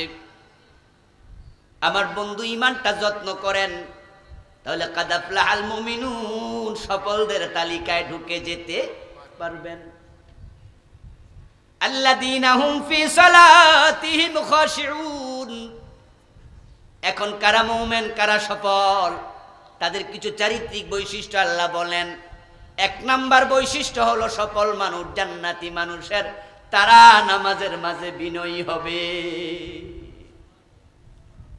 তারা নামাজি হবে তা কিন্তু না, তারা নামাজে বিনয়ী হবে। কথা কি বোঝেন? নামাজি তো হবেই, নামাজি তো মুনাফিকরাও ছিল। ইদা কামু ইলাস সালাতি কামু কুসালা। মুনাফিকরা নামাজি ছিল কিন্তু নামাজে বিনয়ী ছিল না। আল মুমিনু ফিল মসজিদ কাসসামাকি ফিল বাহর ওয়াল মুনাফিকু ফিল মসজিদে কাত-তাইরি ফিল কফাস। যারা মুমিন তারা নামাজে দাঁড়ায় এত খুশি হয়, এত আনন্দ পায়, নামাজ যত লম্বা মজা তত বেশি। মায়েশা বলেন, তারে মাক্কাদামাহু, বিশ্বনবী নামাজে দাঁড়াতেন, এত লম্বা কেরাত পড়তেন, দাঁড়াতে দাঁড়াতে পানিতে 2 পা ফুলে মোটা হয়ে যেত। কিলা ইয়া রাসূলুল্লাহি আইয়ুস সালাতি আফদাল ক্বালা তুলুল কুনুত। হে রাসূল, শ্রেষ্ঠ নামাজ কোনটা? রাসূল বলেন যেটা যত লম্বা। আর আমাদের কাছে শ্রেষ্ঠ নামাজ কোনটা? যেটা যত ছোট। মসজিদে যাওয়ার পরে মন চটপট চটপট করে, মজা পায় না, তাড়াহুড়া তাড়াহুড়া তাড়াহুড়া। এটা বিনয়ীর নামাজ নয়। ও মুসলমান, তুমি যখন নামাজে দাঁড়াইছ, তোমার আল্লাহ তোমার দিকে তাকায়া থাকে। রাসূলের হাদিস তিরমিজিতে এসেছে, মানুষ যতক্ষণ একাগ্রতার সাথে নামাজ পড়ে আল্লাহ তার দিকে ডিরেক্ট তাকায়া থাকে। তার মন যখন এদিক সেদিক যায় আল্লাহ চোখ ফিরায় আনে। যতক্ষণ মন এদিক সেদিক যায় না আল্লাহ চোখ ফিরায় না। قال النبي صلى الله عليه وسلم إذا قام أحدكم في صلاته فإنه يناجي ربه رواه البخاري। প্রিয় নবী বলেন, মানুষ যখন নামাজে দাঁড়ায় সে তার আল্লাহর সাথে কথা বলতে শুরু করে। ইযা ক্বালা আলহামদুলিল্লাহি রাব্বিল আলামিন ক্বালা তাআলা হামাদানি আবদি। ইযা ক্বালা আর রহমানির রহিম ক্বালা তাআলা আসনা আলাইয়া আবদি। ইযা ক্বালা মালিক ইয়াউমিদ্দিন ক্বালা তাআলা মাজ্জাদানি আবদি। ইযা ক্বালা ইয়াকা না'বুদু ওয়া ইয়াকা নাস্তাঈন ক্বালা তাআলা হাযা লিআবদি ওয়া লিআবদি মা সাআল। সহিহ মুসলিমের riwayat। বান্দা একটা আয়াত পড়ে আল্লাহ তার জবাবে কথা বলে। সুবহানাল্লাহ বলে। তুমি কার সামনে তাড়াহুড়ো করতেছো? কার সামনে তাড়াহুড়ো করছো? এই জন্য বিনয়ীদের নামাজ হবে, তারা খুশু খুশুওয়ালা হবে, প্রকৃত জান্নাতীদের নামাজ। তারা যখন নামাজে দাঁড়ায় আল্লাহর প্রেমে তারা মিশে যায়। নামাজ যত লম্বা তত মজা পায়। তাই তো বলে মুমিন মসজিদে সাগরের মাছের মতো মজা পায়, আর মুনাফিক মসজিদে গেলে খাসার পাখির মতো চটপট করে।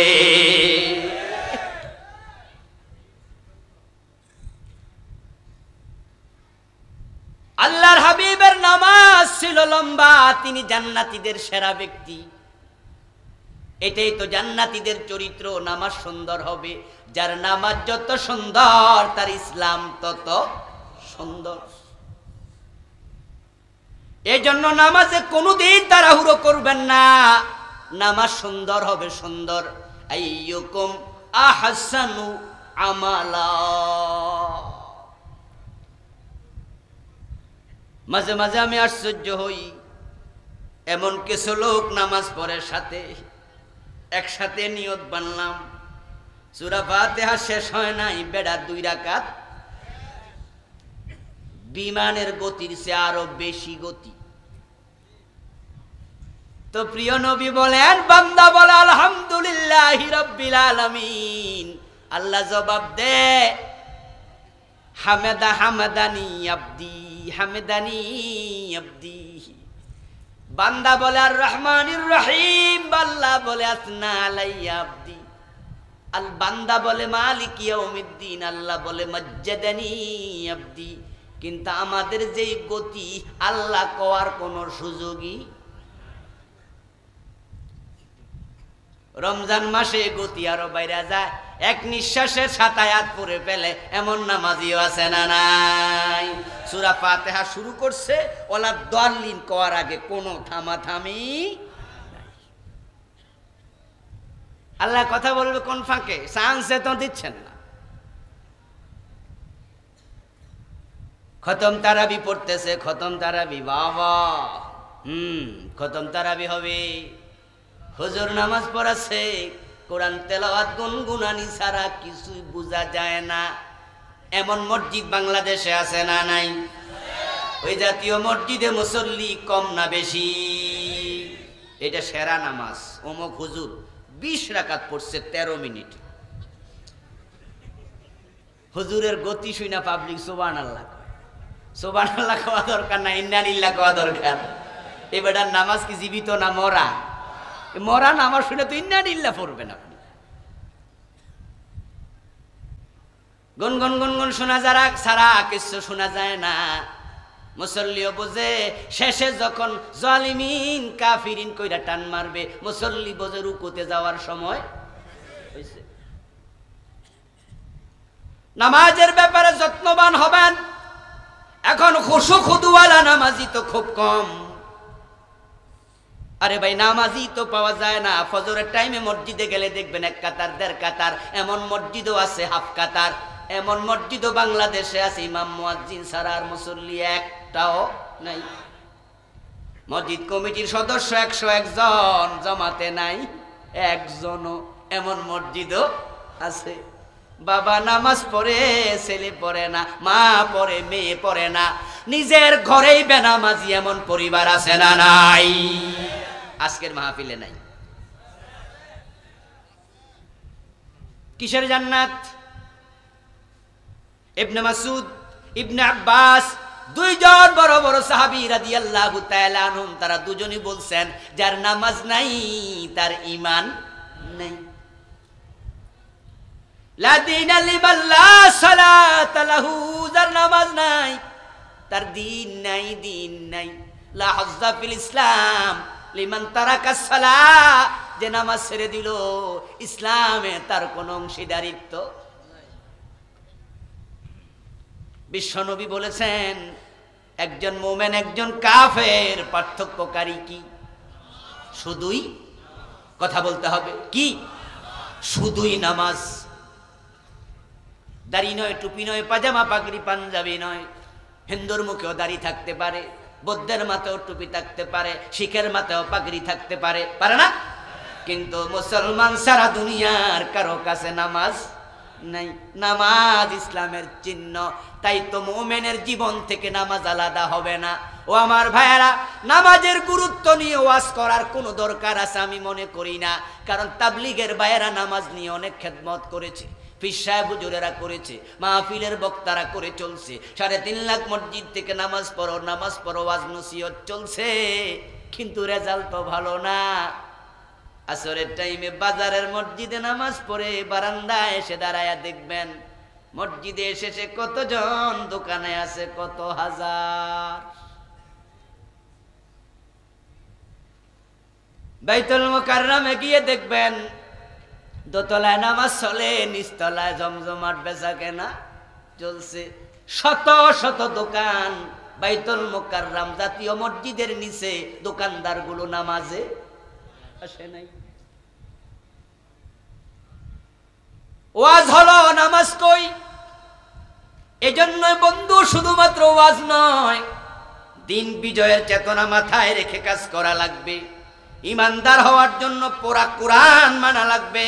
কোরআনের মাঝে নামাজ কায়েম করতে বলা হয়েছে, পড়ার কথা আছে শুধুমাত্র আমার জানা মতো একবার, কায়েমের কথা আছে 70 বারের বেশি। ইন্না আ'তাইনাকাল কাউসার ফাসাল্লি লিরাব্বিক। নামাজ পড়ো তোমার রবের জন্য, একবার আছে নামাজ পড়ো। আর বাকি সব জায়গায় আকিমুস সালাহ, ইউকিমুনাস সালাহ, তুকিমুনাস সালাহ, সব জায়গায় একামতে দিন, আকামুস সালাহ। কায়েম হওয়া মানে হলো পুরা সমাজকে নামাজি বানাতে হবে।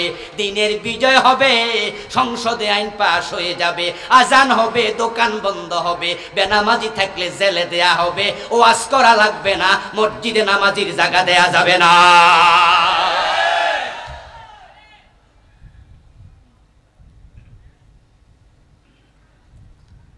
ভাবুন তো, যদি আমাদের গভর্নমেন্ট আইন করে দেয় আজান হলে দোকান বন্ধ করো, আজান হলে দোকান বন্ধ করতে হবে, অফিস বন্ধ করতে হবে, ওয়াদারুল বাই সব লেনদেন বন্ধ করো, এমন নির্দেশ কোরআনে আছে না নাই?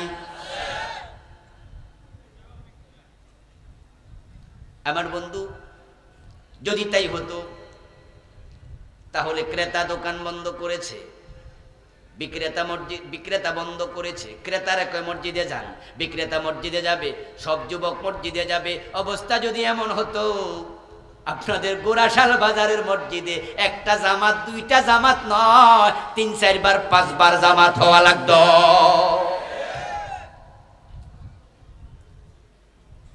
সেই চেতনা কোথায় গেল? 90% মুসলমানের দেশে সেই চেতনা কোথায় গেল? আমরা নামাজ পড়ার ওয়াজ করি, কায়েমের ওয়াজ ভুলে গেছি। আল্লাহ তো কায়েমের কথা বেশি বলেছেন। ইসলাম রাসূল যেভাবে দিয়ে গেছেন সেভাবে মানতে হবে, হেরফের করার কোনো অনুমতি নাই। ওয়াল্লাযীনা হুম আনিল লাগবি মুরিদুন। মুমিনদের, জান্নাতি মুমিনদের, সফল মুমিনদের আরেকটা চরিত্র হলো তারা অপ্রয়োজনীয় কথা কাজ পরিহার করবে। এখন এই চরিত্র আজকে কয়জনের আছে? হাজার হাজার মুসলমান শুধুমাত্র ক্রিকেট খেলা দেখে লক্ষ লক্ষ কর্মঘণ্টা ব্যয় করে, এমন আছে না নাই? ক্রিকেট খেলার ম্যাচ 3 দিন, ওরে বাবা রে, লাগাতার 3 দিন, 5 দিন, কি আশ্চর্য মানুষ! ফুটবল খেলা দেখছে, সারাদিন ফেসবুকে সময় কাটায়, এমন যুবক যুবতী আছে না নাই? হাজার হাজার ঘন্টা ফেসবুকে শেষ। হাশরের ময়দানে 5টি প্রশ্নের জবাব দেওয়ার আগে আল্লাহ তাআলা কাউকে কদম নাড়তে দেবে না। 1 নাম্বার প্রশ্ন, আন উমরিহি ফিমা আফনাহু, তোমাকে যে জীবনকাল দিয়েছি কোথায় ব্যয় করেছো? জবাব দিতে। মিন হুসনি ইসলামিল মারকি তারকু তারকাহু মা লা ইয়ানি। নবীজি মুহাম্মদ বলেন, ওই ব্যক্তির ইসলাম সুন্দর যে অপ্রয়োজনীয় কথা বলে না, অপ্রয়োজনীয় কাজও করে না। অপ্রয়োজনীয় কথা বলার মাঝে আমরা পটু। মানুষের যত দুশ্মন দুনিয়া আছে, সবচেয়ে বড় দুশ্মন তার নিজের জিহ্বা। একজন ব্যক্তি বিশ্ব নবীকে বললেন, ইয়া রাসূলুল্লাহ, আমি সফল হতে চাই, আমি মুক্তি পেতে চাই, কি করতে হবে বলুন? রাসূল তাকে 2টি কথা বললেন, আমলিক আলা লিসানিক ওয়াবিকি আলা খতিআতিক। জাহান্নাম থেকে মুক্তি পাওয়ার চিন্তা আমাদের আছে না নাই? কথা বলেন ভাইয়েরা, আছে না নাই? জান্নাতে যাওয়ার চিন্তা আছে না নাই? ওই সাহাবীর অন্তরে এটাই ছিল, আমি নাজাত পেতে চাই, কি করব বলুন? রাসূল 2টা জবাব দিলেন। এই 2টা জবাব আমাদের জন্য সবক হয়ে যাক আজকে। 1 নাম্বার, আমলিক আলাইকা লিসানাক, তোমার জিহ্বা সব সময় নিজের নিয়ন্ত্রণে রাখবে। জিহ্বার মতো বড় দুশমন নাই। আল্লাহর হাবিবকে এক সাহাবী প্রশ্ন করলেন, মা তাখাফু আখওয়াফু আলাইয়া, ফাআখাযা বিলিসানিহি ফাকালা হাদা। হুজুর, আপনি আমার ব্যাপারে সবচেয়ে বেশি ভয় করেন কাকে? আমার সবচেয়ে বড় দুশমনকে? আমার ক্ষতি হতে পারে এমন সবচেয়ে বড় বিষয়টা কি? রাসূল নিজের জিহ্বাটা একটু বের করে ধরলেন, ধরে বললেন, তোমার সবচেয়ে বড় দুশমন তোমার নিজের জিহ্বা। এই জিহ্বার কারণে আখিরাত শুধু নষ্ট হয় না, দুনিয়াও নষ্ট হতে পারে। আমরা কয়েকদিন আগে দেখেছি বাংলাদেশের এক টাকলা মন্ত্রী লজ্জিত হয়েছে, লাঞ্ছিত হয়েছে, মন্ত্রিত্ব হারাইছে, পাবলিকের কাছে চেহারা দেখাতে পারে না, এজন্য শুধু তার জিহ্বাটাই দায়ী। ঠিক না? বেফাস কথাবার্তা বলেছে, শেষ। আমার বন্ধু সে বলল, রাষ্ট্রধর্ম ইসলাম মানি না, চলবে না। আচ্ছা, হেরে দায়িত্ব দিছে কেডা? এটা তো সংসদীয় কমিটির সিদ্ধান্তের ব্যাপার, ঠিক না? হে একা একা কথা কইছে কেডা? কয়দিন পরে আবার বলতেছে সংবিধানে বিসমিল্লাহ থাকবে না। আচ্ছা, তুমি কি আইন মন্ত্রী নাকি? এই কথা তোমারে কইছে কেডা? আমার বন্ধু যেই মাত্র এগুলো শুরু করে দিল, দিনের সাথে বেফাস মন্তব্য করে বেয়াদবি করলো। আল্লাহ দিনের সাথে বেয়াদবি সহ্য করে না। ওই 2 বছর আগে কোন নায়িকার সাথে কি কথা কইছে আল্লাহ টাইম মতো সেটা ফাঁস করে দিল।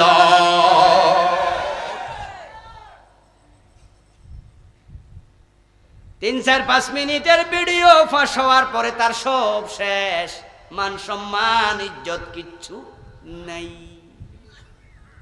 আমি এখান থেকে ভাবি শিক্ষা নেই। যদি 5-6 মিনিটের অডিও ফাঁস হলে চাকরি যায়, ইজ্জত যায়, মন্ত্রিত্ব যায়, নেতাগিরি যায়, হাসরের ময়দানে পুরা জীবনের ভিডিও আল্লাহ যখন সামনে দেবে ফাঁস করে, তখন কি হবে?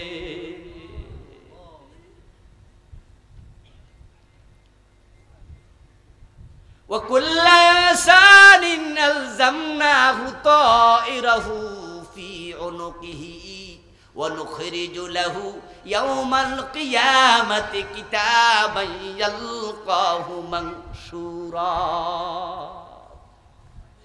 আল্লাহ তাআলা বলেন সব মানুষের গর্দানের ভিতরে পুরা জীবনের সব কাজ রেকর্ড করার জন্য আমি ক্যামেরা ঢুকায়া রাখছি। আমরা যখন অপরাধ করি তখন আমরা একটু এমনি এমনি চাই। চোর যখন চুরি করে তখন সে চারিদিকে চায় না? কথা বলেন না প্লিজ, চায় কি না? আমরা যখন কোনো অন্যায় করি তখন আমরাও সেরা টাকাটা যদি আমরা দোকানদারে ঢুকাইয়া দিতে চাই, 500 টাকার নোটের ভিতরে সেরাটাও ঢুকাই দিমু, তাই গনার সময় আমি চাই দোকানদার কোনো চাইয়া রইছিনি। অন্যায় করার সময় মানুষ ডানে চায়, বামে চায়, সামনে চায়, পিছনে চায়, কিন্তু উপরের দিকে চাইতে ভুলে যায়। ডানে বামে সামনে পিছে চাওয়ার তুলনায় আকাশের দিকে চাওয়া বেশি দরকার, কারণ আকাশওয়ালা সব দেখে, যা দেখার ক্ষমতা দুনিয়ার মানুষের নাই। হাসরের ময়দানে পুরা জীবনের ভিডিও আল্লাহ ফাঁস করে দেবেন। ওয়ানুখরিজু লাহু ইয়াউমাল কিয়ামাতি কিতাবা ইয়ালকাহু মানশুরা ইকরা কিতাবাক কাফা বিনাফসিকাল ইয়াউমা আলাইকা হাসিবা। আল্লাহ সেদিন আমলনামা সামনে ধরে বলবে নিজে পড়ে শোনাও, তখন সব স্পষ্ট হবে, লুকানোর ক্ষমতা কারো আর থাকবে না। এই জন্য কথা বলতে সাবধান। এই মুখ দিয়া ক্ষমতার অপব্যবহার করে কত মিথ্যা সাক্ষী দিয়েছেন, মানুষকে ফাঁসায়া দিছেন। এই মুখ দিয়া কথা বলে কত বড় বড় আলেমকে জেলখানার কয়েদি বানায়া দিছে। সারা পাবেন না, সারা পাবেন না। ইহশারুন নাস ইয়াউমাল কিয়ামাতি আলা সালাসাতি আসনাফ, সিনফান মুশাতা ওয়া সিনফান রুকবানা ওয়া সিনফান আলা উজুহিহিম। কিছু মানুষ হাসরের ময়দানে কবর থেকে যখন উঠবে, আল্লাহ তাদের পা উপরের দিকে দিয়া মাথাটা নিচের দিকে দিয়ে ছাড়বে, পুরা উল্টায়া দেবে। কোরআন কি বলে? কুনতুম খায়রা উম্মাহ উখরিজাত লিন্নাস, তুমি হলা সৃষ্টির মাঝে সেরা, তোমারে আমি মানুষের কল্যাণের জন্য বানাইছি। কথা ছিল আপনি মানুষের কল্যাণ করবেন, আল্লাহ আপনাকে সওয়াব দেবে, জান্নাত দেবে, আল্লাহ খুশি হবে। আপনি তো কল্যাণ করলেন না, উল্টা মিথ্যা সাক্ষী দিয়া একজনের জীবনটা তছনছ করে দিয়েছেন। স্ত্রী থেকে স্বামী আলাদা করে দিলেন, বাবা থেকে সন্তান আলাদা করে দিলেন, তার জীবনে শান্তি আপনি কেড়ে নিলেন। আল্লাহ কয় তোরে আমি ছাড়বো না, তোরে আমি উল্টায়া দিমু। উল্টা কাজ করছস, তাই তোরেও আমি কিয়ামতের দিন উল্টামু। ফালা নুকিমু লাহুম ইয়াউমাল কিয়ামাতি ওয়াজনা, তোর মতো জালেমের জন্য আমি বিচারের ব্যবস্থা রাখবো না, মিজান কায়েম করব না, তোরে উল্টায়া দেব। ফেরেশতা আইসা কদমে ধরবে, চুলের আগায় ধরবে, ফুটবলের মতো গোল বানাবে, তারপর বলবো জাহান্নামে ফেলে দে। ইউরাফুল মুজরিমুনা বিসীমাহুম ফায়ুখাযু বিন-নাওয়াসি ওয়াল আকদাম। এবার আমার সাথে পড়ুন, ফাবিআইয়ি আলাই রাব্বিকুমা তুকাদ্দিবান। মাথা নিচের দিকে থাকবে। ইয়ামশুনা আলা উজুহিহিম, তারা মাথার উপরে হাঁটবে না, বরং আল্লাহ তাআলা মাথাটাকে একটু বাঁকা করে এ মুখের উপরে হাঁটাবে। কারণ যত আকাম করছে অধিকাংশ করছে কি দিয়া? মিথ্যা বলে কি দিয়া? কথা বলেন। গীবত করে কি দিয়া? হারাম খায় কি দিয়া? আদালতে দাঁড়ায়া দর্শনকারী মামলা ওই সাক্ষী দিছ যে মুখ দিয়া, আল্লাহ ওই মুখের উপরে তোমার কিয়ামতের দিন হাঁটাবে। ছবি কে আর? জান্নাতি হতে চাইলে সতর্ক জীবন যাপন দরকার আছে না নাই? সতর্ক জীবন যাপন করতেই হবে। ওয়াল্লাযীনা হুম লিয-যাকাতি ফাইলুন, সফল মুমিনের আরেকটা চরিত্র হলো তারা যাকাতের ব্যাপারে সাবধান থাকবে। এখানে এসে অনেকে 33 নাম্বার পায় না। নামাজের মাঝে 80, রোজার মাঝে 80, 90, কিন্তু যাকাতের ক্ষেত্রে আইসা 33ও নাই। বাংলাদেশে যাকাতের ক্ষেত্রে মানুষ সবচেয়ে বেশি উদাসীন। অনেকেই মনে করে যাকাত দিলে লস হয়। আমরা যারা 2 লাখ 5 লাখ টাকা 10-20 লাখ টাকার মালিক, আমরা আলহামদুলিল্লাহ অনেকে যাকাত দিই। প্রতি লাখে 2500, 5 লাখে কত কত 12,500 নাকি? 20 লাখ হইলে 50,000। ওকে ওকে ওকে, যাকাত দাও। কিন্তু টাকার অঙ্ক যখন 100 কোটি হয়, ক্যালকুলেটর লয়া হিসাব কইরা কয় 2.5 কোটি। কয় রে কি আর একটা ইন্ডাস্ট্রি বানানো যাবে? টাকা যখন বেড়ে যায় হিসাব তখন হাওয়া হয়ে যায়। তখন বড় লোকেরা অধিকাংশ লামসাম যাকাত দেয়, তাই তারা ট্রাকে করে যাকাতের শাড়ি নিয়ে যায়। অধিকাংশ বড় লোক যাকাত দেয় না। আপনারা বলবেন হুজুর শাড়ি দিয়ে দিল, এটা যাকাত নয়, এটা যাকাত নয়। যাকাতের জন্য শর্ত হলো যাকাত দেওয়ার আগে হিসাব করা। হিসাব করা 1 নাম্বার ফরজ, আদায় করা 2য় ফরজ। মাগরিবের ফরজ কয় রাকাত? কথা বলুন না ভাইরা। মাগরিবের ফরজ কয় রাকাত? কেউ যদি আমি 4 রাকাত পড়বো, কেউ যদি 2 রাকাত পড়ে সালাম ফিরায়। মাগরিব যেমন ফরজ, 3 রাকাত ফরজ, বেশিও নয় কমও নয়। যাকাত হিসাব করা প্রথম ফরজ, আদায় করা 2য় ফরজ। 2.5% হিসাব করতে হবে। হিসাব না করে কোটি কোটি দেয়, এটা সাদাকা হবে, যাকাত হবে না। এখন যাকাত দেওয়ার ক্ষেত্রে আমরা বড় চলচাতুরির আশ্রয় নেই। আবার যারা আমরা ঠিকঠাক হিসাব করি তারাও ফাইলুনের কাতারে পড়ে না। ওয়াল্লাযীনা হুম লিয-যাকাতি ফাইলুন, যারা যাকাতের ব্যাপারে সদা সত তৎপর, কর্ম সম্পাদনকারী। এর মানে ঠিকঠাক করে যাকাত দেয়। 10,000, 20,000, 50,000 হিসাব করছে। হিসাব করার পরে টাকাটা না দিয়া শাড়ি কিনা দেয়, লুঙ্গি কিনে দেয়, মনো আছে না নাই? ওরা তো টাকে টাকে দিল, আপনি গন্যা গন্যা দিলেন।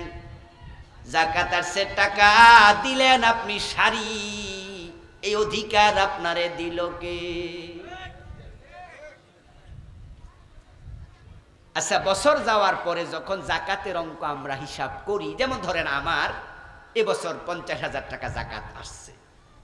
হিসাব করার পরে এই 50,000 টাকার মালিক আমি না গরিব? কথা বলেন না ভাইয়েরা? আমি মালিক? মালিক কে? আচ্ছা, এই 50,000 টাকার মালিক গরিব। আমি কিনলাম শাড়ি, গরিবের টাকায় আমারে ফৌজদারি করতে কইল কে? টাকা তো আমার না, টাকা তো গরিবের। তার দরকার ঔষধ কেনার টাকা, তার দরকার ঋণ পরিশোধ করা, ঠিক না? তার দরকার চাইল কেনা, তার স্কুলে বাচ্চার বেতন দিতে পারে না, জাকাত পাইলে বেতন দিত। এখন আপনি দিয়েছেন শাড়ি, আমিও দিছি শাড়ি, হে শাড়ি পেয়েছে 15টা, করবো কি? আবার আমরা যারা জাকাতের লুঙ্গি দেই, জাকাতের শাড়ি দেই, এগুলো শাড়ি না মশারি, এগুলো শাড়ির জাত না। এর জন্য ঢাকা গেলে দেখবেন যে বাবু বাজারে, পুরান ঢাকায় বড় বড় সাইনবোর্ড লেখা থাকে, জাকাতের শাড়ি পাওয়া যায়। এর মানে এটা স্পেশাল ভাবে বানানো হইব। এটার দাম 350, 400, 250। যেটা ঘরের কাজের মেয়েও পরবে না, নিজের বউ দূরের কথা। এই কম দামি শাড়ি আপনি মহিলাকে দিলেন, পুরুষকে দিলেন লুঙ্গি, 8-10টা পাইছে।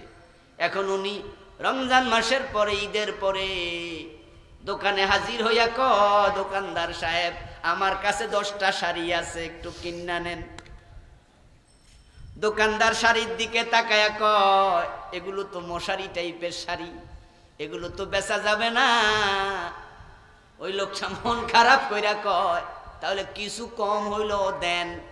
তখন লামসাম কিছু টাকা দেয়।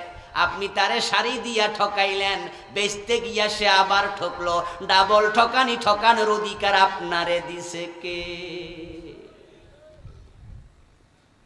এই জন্য জাকাত দিতে হবে যথাযথ নিয়মে।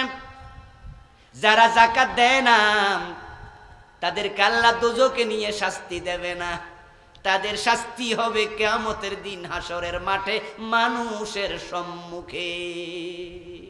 একটা শাস্তি ব্যতিক্রম, সেটা হলো জাকাত না দেওয়ার শাস্তি। ইয়াউমা ইউহমা আলাইহা ফি নারি জাহান্নাম। নামাজ পড়েননি, আল্লাহ ক্ষমা করবেন, না হয় জাহান্নামে নিয়ে শাস্তি দেবেন। রোজা রাখেননি, আল্লাহ চাইলে ক্ষমা করবেন, না হয় জাহান্নামে নিয়ে শাস্তি দেবেন। কিন্তু জাকাত দেন নাই, এই শাস্তিটা গোপনে নয়, জাহান্নামে নিয়া নয়। ইয়াউমা ইউহমা আলাইহা ফি নারি জাহান্নাম। আপনার সম্পদগুলোকে লোহা বানায়া, তামা বানায়া ফেরেশতাদেরকে বলবে জাহান্নামের আগুনে গরম লাগা। কামার দা খন্তা কুড়াল বানানোর আগে হাফরের মাঝে লোহা দিয়া যেমন টকটকে লাল বানায়, ফেরেশতারা বলবে আল্লাহ লাল বানাইছি। ফাতুকুয়া বিহা জিবাহুম, আল্লাহ বলবে আন তার কপালের মাঝে লাগাইয়া দে। ওয়া জুনুবুহুম ওয়া যুহুরুহুম, পেটের মাঝে শেক দে, পিঠের মাঝে শেক দে। কথাটা কোরআনের মাঝে আসছে। কথাগুলো আমার না আল্লাহর কথা। বলেন কথা কার? আমরা কি হাসরের মাঠে কেউ গেছিনি? কিন্তু এটাই ঘটবে, আল্লাহ যেহেতু বলেছেন, সন্দেহ নেই। সায়ুতাওয়াকুনা মা বাখিলু বিহি ইয়াউমাল কিয়ামাহ। আরে কায়ত আল্লাহ সরাসরি ইয়াউমাল কিয়ামা উল্লেখ করে বলেন, সেদিন তার গলার মাঝে তার যাকাত না দেয়া সম্পদ ঝুলাইয়া দেয়া হবে। বিষওয়ালা সাপ বানাবে, তার 2টা মুখ থাকবে, গলার মাঝে পেঁচাইয়া দেবে। ইয়াখুযু বিল হাজমাতাইহি ইয়ানি শিদকাইহি ফায়াকুলু আনা মালু আনা কানজুক।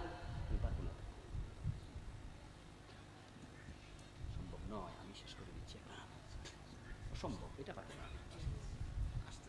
আসলেও পারবো না, সম্ভব না। আমার কণ্ঠ খোলা যাবে, অন্য কাউকে বক্তা পেলে।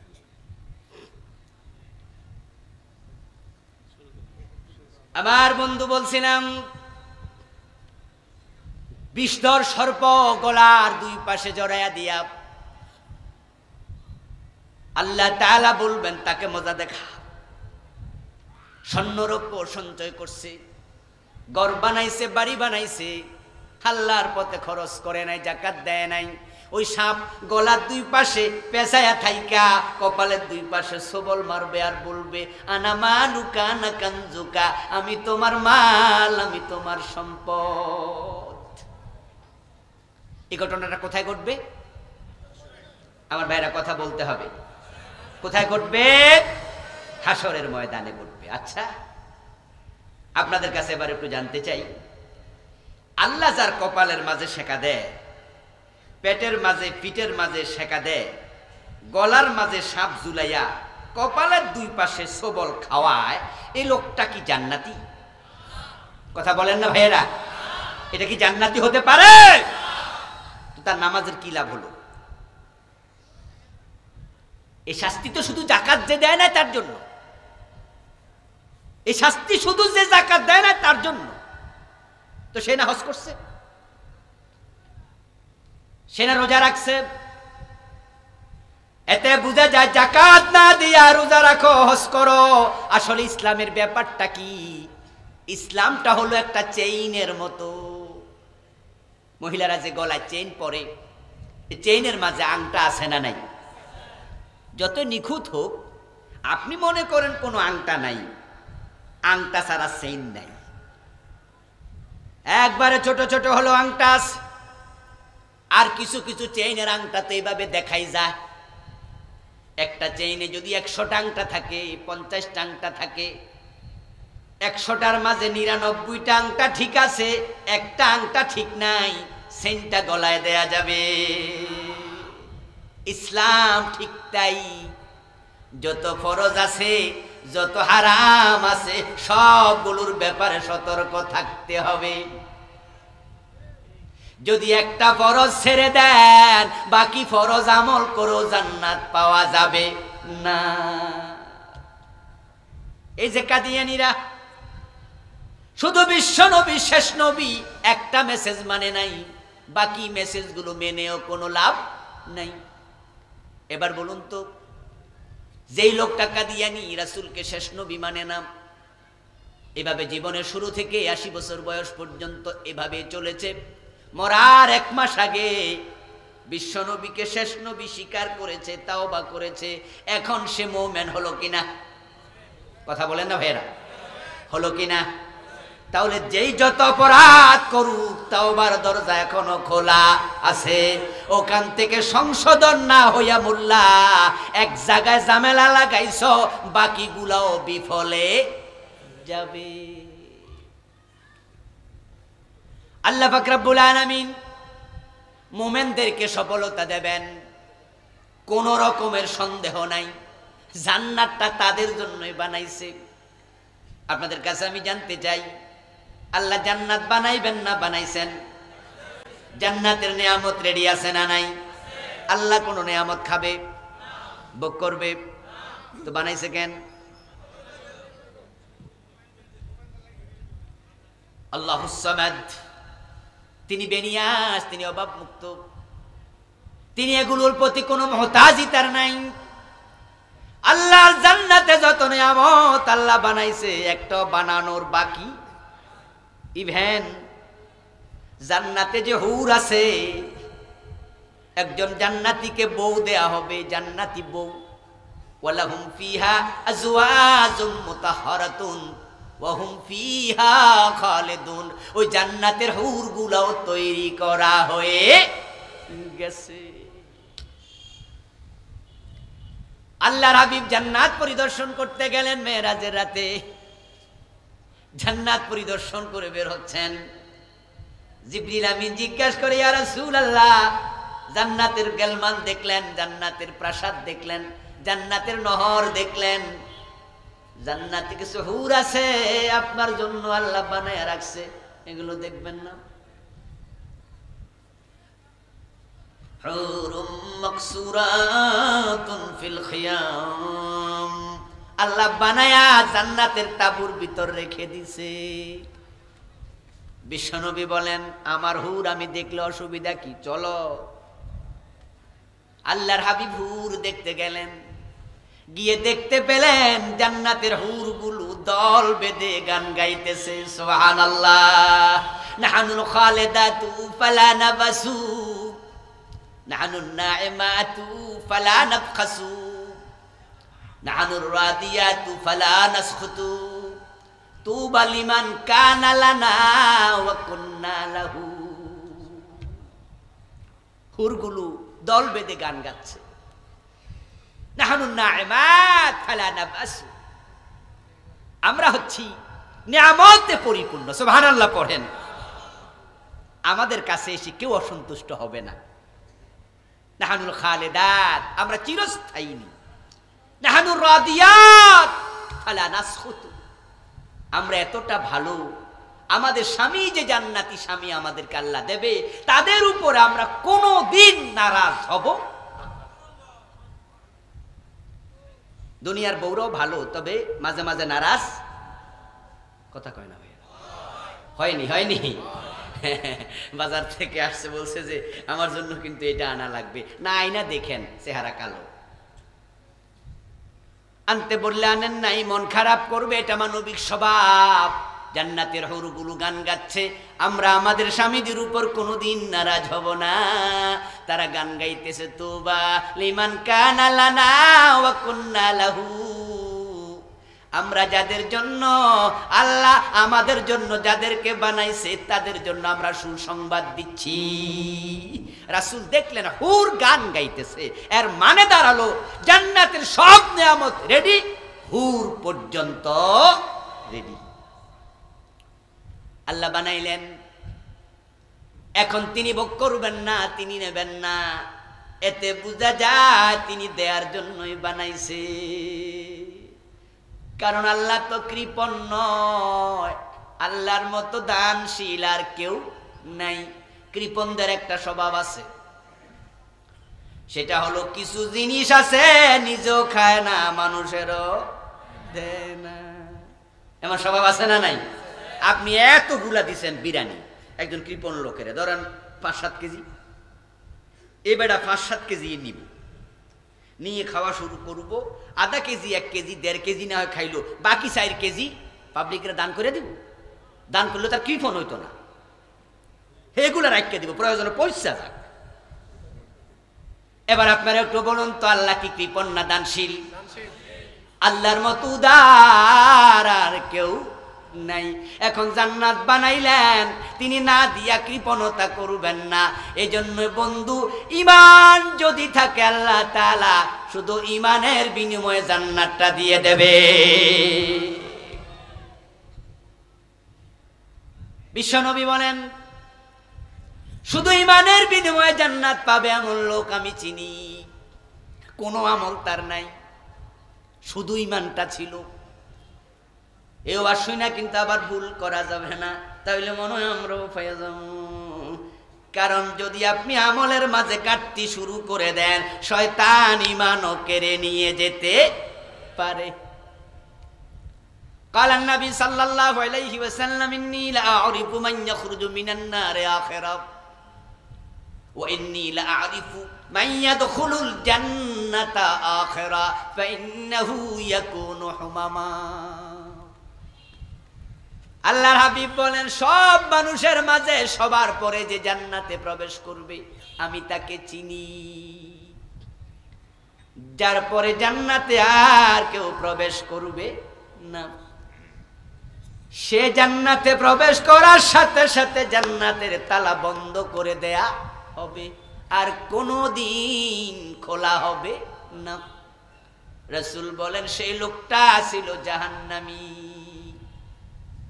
জান্নাতীদের মাঝে কিছু মানুষ থাকবে, ইউসাম্মা জাহান্নামীয়ুন, তারা জান্নাতে যাওয়ার পরেও তাদের নাম থাকবে জাহান্নামী। কথা বুঝেন? তারা কোথায় যাবে? কথা বলেন না, কোথায় যাবে? জান্নাতে যাওয়ার পরে ইউসাম্মা জাহান্নামীয়ুন, জান্নাতে যাওয়ার পরেও তাদের নাম হবে জাহান্নামী। এর মানে হলো তারা জাহান্নামে ছিল,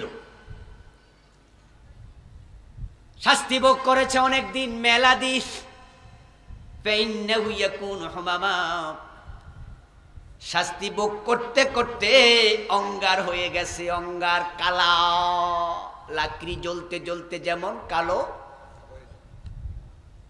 আল্লাহ তাআলা চাইবেন জাহান্নামের দরজা বন্ধ করে দিতে।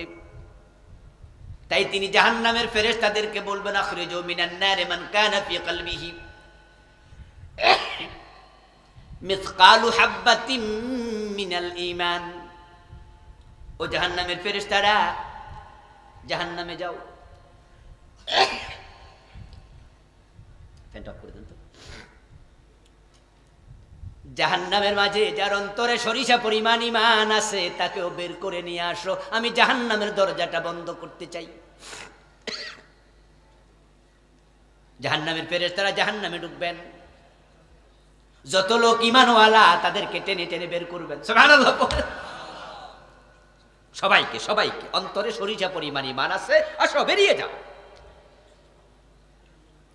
এবার ফেরেশতারা এসে রিপোর্ট করবে, প্রভু জাহান্নামে আর কোনো মুমিন নাই, সব বের করে নিয়ে এসেছি। আল্লাহ তাআলা বলবেন, একজন এখনো আছে, একজন আছে, তাকে বের করে নিয়ে আসো। রাসূল বলে, তাকে আমি চিনি, যে সবার শেষে বের হবে। জাহান্নামের ফেরেশতারা যাবে, তন্ন তন্ন করে তালাশ করবে, কিন্তু তাকে খুঁজে পাবে না। এসে রিপোর্ট করবে, প্রভু কই, পাইলাম না তো, নাই। জাহান্নামের প্রধান ফেরেশতার নাম হলো মালিক। কি নাম? মেরাজের রাতে রাসূলের সাথে দেখা হয়েছিল। রাসূল সাল্লাল্লাহু আলাইহি সাল্লাম জিবরিলকে জিজ্ঞাসা করে, ও আবার কেডা, কোন নাম? মালিক। কত ফেরেশতার লগে দেখা হলো, সালাম দেয়, হাসি দেয়, মুসাফা করে। এই লোকটার লগে দেখা হয়েছে, সারাক্ষণ গোমরা হইয়া থাকে। জিবরিল আমিন বলে, ইয়া রাসূলুল্লাহ, জাহান্নামের প্রধান ফেরেশতা সৃষ্টির পর থেকে কোনোদিন হাসে নাই, কোনোদিন হাসবে না। আল্লাহ তাআলা মালিক ফেরেশতাকে বলবেন, মালিক জাহান্নামের ভিতরে যাও, আমার একজন মুমিন বান্দা, তাকে বের করে নিয়ে আস। মালিক যাবেন। আল্লাহর হাবিব বলেন, মা তার সন্তানকে যেমন চিনে, মালিক ফেরেশতা জাহান্নামকে তেমনই চিনে, কিন্তু সেও খুঁজে পাবে। মা তার সন্তানকে চিনে, কেমন চিনে? আপনি আপনাকে যা চিনেন, আপনার মা আরো বেশি চিনে। আপনার মাথার কোন জায়গায় কালো তিল আছে, পিঠের কোন জায়গায় কালো দাগ আছে, আপনি দেখেন নাই, মা সেটাও জানে। 10 বছর পরে বিদেশ থেকে ছেলে রাতের বেলায় যদি মায়ের কাছে ফিরে আসে, মোবাইলে জানায় নাই, আসার খবর দেয় নাই, সারপ্রাইজ। রাতের 2টা বাজে ঘরের দরজায় দাঁড়ায়া মা বলে ডাক দিতে দেরি হয়, ছেলের কণ্ঠ শুনতে মায়ের 1 সেকেন্ড দেরিও হবে। জাহান্নামের ফেরেশতা মালিক জাহান্নামকে চিনে, কিন্তু ওই লোকটাকে পাবে না, সেও পাবে না। এসে বলবে, আল্লাহ জাহান্নামে কোনো মুমিন পাই নাই। আল্লাহ বলবেন, জাহান্নামের দিকে কান পেতে একটু শোনো। মালিক ফেরেশতা কান পেতে শুনবে, জাহান্নামের ভিতর থেকে আওয়াজ আসছে, সুবহান কুদ্দুসুন রব্বুনা ওয়া রব্বুল মালাইকাতি ওয়ার রূহ। সুবহানাল্লাহ।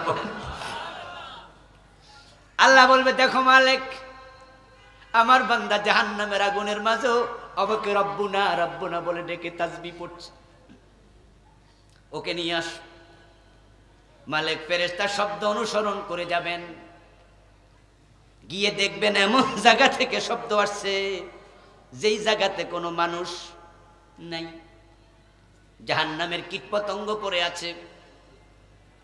মালিক ফেরেশতা কীটপতঙ্গ সরায়া দেখবে, ওই কীটপতঙ্গের নিচে কালো অঙ্গারের মতো একটা লোক পড়ে আছে, পুরা শরীর জ্বলে পুড়ে ছাই, ইল্লা সুজুদ, কিন্তু সে সেজদা দিছে, কপালের জায়গাটুকু আগুন খায় নাই।